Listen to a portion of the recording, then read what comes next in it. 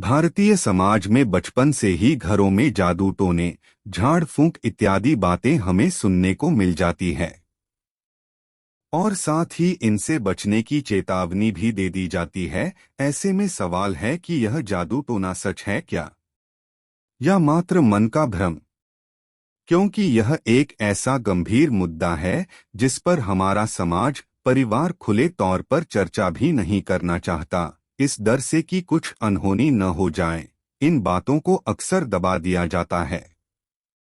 आज हमारे देश की बड़ी जनसंख्या इन चीजों पर विश्वास करती है और अफसोस की बात है कि हमारी शिक्षा व्यवस्था और न ही मीडिया इन चीजों की सच्चाई निष्पक्ष रूप से सामने लाने का प्रयास करती है।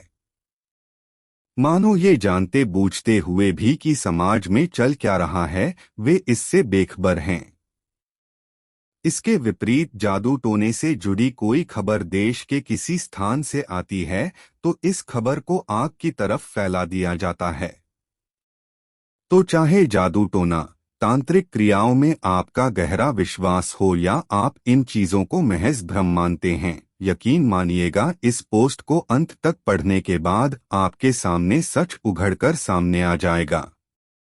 जादू टोना सच नहीं है, ये मनुष्य की कल्पना है जिसका अस्तित्व न पहले कभी था और न आज है, और इस कथन का प्रमाण भी उपलब्ध है।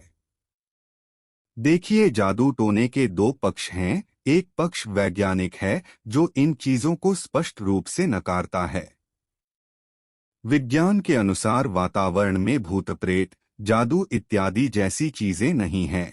जो कुछ भी वातावरण में मौजूद है वो भौतिक है, जिसे मनुष्य देख सकता है, सुन सकता है, उस विषय पर विज्ञान चर्चा कर सकता है। वही दूसरा पक्ष धार्मिक है। यदि आप हिंदू हैं तो हमारे सभी शीर्ष धर्म ग्रंथ उपनिषद, वेदांत, भगवद गीता, रामायण का अध्ययन करने पर आप पाएंगे कि कहीं भी जादू टोने नामक इस छल कपट की चर्चा नहीं की गई है। यदि वास्तव में इन दोनों का अस्तित्व होता तो राम के जीवन में कहीं तो जादू टोने की घटना होती न, और भगवद गीता में कृष्ण अर्जुन को जब पूरा जीवन शास्त्र बता रहे हैं तो वहां भी कहीं जादू टोन की बात होती। वही उपनिषदों में जहां ऋषि मुनि और शिष्य के बीच गहरी बातचीत हो रही है, वहां पर तो इसका जिक्र होता, पर नहीं है। इससे आप जान सकते हैं कि जादू टोना सच है क्या, या फिर यह महज मनुष्य का अज्ञान, भ्रम है, लोगों को डराने के लिए इजाद की गई एक विधि है जिसके होने का कोई प्रमाण नहीं मिलता।